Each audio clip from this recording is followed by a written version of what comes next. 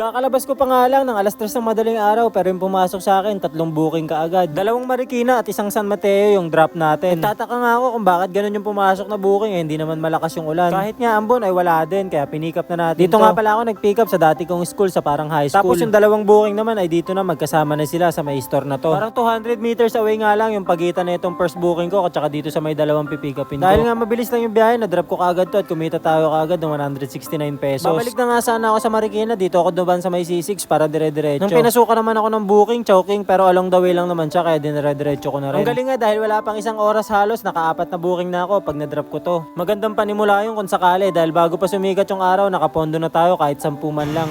Nagkaroon ako ng problema. Yung sa choking natin, yung first drop off natin, sinabi na agad ng customer na may kulang na product. Ngayon, dinrap ko na, sabi ko yun lang binigay sa akin. Tapos confirm nga na may kulang. Kaya tinawagan namin yung choking. Tapos sabi nung choking, nakausap namin, aminado naman sila na may misorder sila. I-deliver ko na lang daw. Sabi ko, possible po kasi napasukan ako ng booking na papalayo ulit kung ako magdi-deliver, which is ito na nga, pinasukan tayo. So ngayon i-chat ko muna yung customer, sabihin ko ipapalalamove na lang nila siguro kasi wala, palayo yung deliver natin. Sabi ng customer okay lang daw maghintay, nakakahiya naman. Syempre customer pa din yun at saka kasalanan ng choking. Kontakin ko na si ma'am, kay ma'am kasi ako nakitawag, ibinigay ko yung number. So kukontakin ko na lang si ma'am, hinto muna tayo dito sa gilid. Tapos sabihin ko nga na palalamove na lang para hindi siya ma-hassle kasi almusal ata ng mga bata yun may pasok sa school.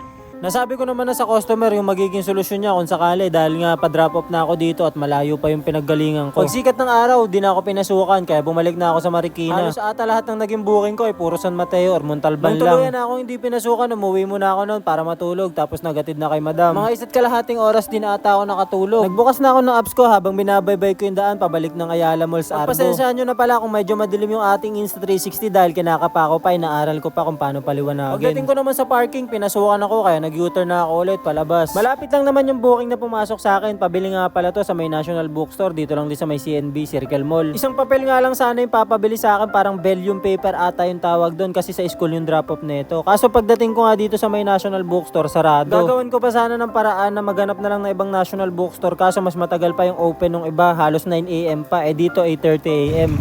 Wala, cancel yung NBS natin na pabili. 129 sana yun. Tapos kakarating lang nung magtitinda. 8:30 daw bukas nila, 8 pa lang ngayon. So nakausap ko na rin yung customer, ka-cancel niya na lang daw. Tapos babalik na tayo sa Ayala. Oy, biglang na-post. Ay no.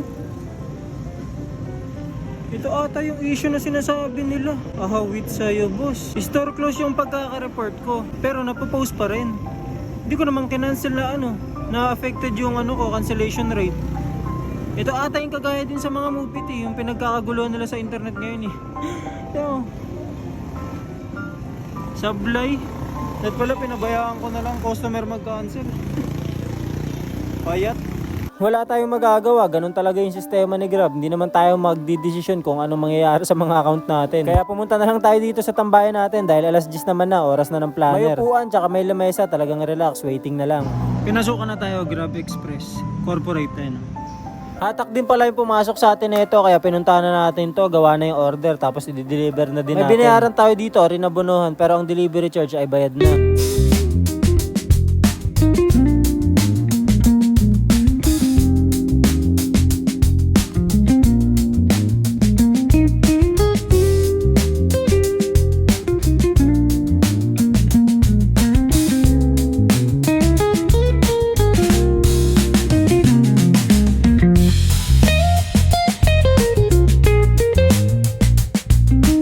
Ganun lang naman yung paulit-ulit namin ginagawa as a delivery rider. Tatambay sa isang area na kung saan may mga merchant na pwedeng pasukan ng booking. O habang umaandar, pwedeng pasukan ng booking or malas pagka wala talagang pumasok. Pero kung meron man, pipikapin mo lang to sa isang merchant tapos ihahatid kay customer based dun sa may pin location niya. Tapos yun na, babayaran ka na ni Grab. At ganun lang ulit, babalik ka kung saan ka naka-area talaga or kung gusto mong tumambay kung saan ka nag-drop off. Pwede kumuha rin. Na lang ako ng ilang booking nito tapos umuwi na lang din ako at ang kamalas-malasan pa nahulog pa yung iPhone ko.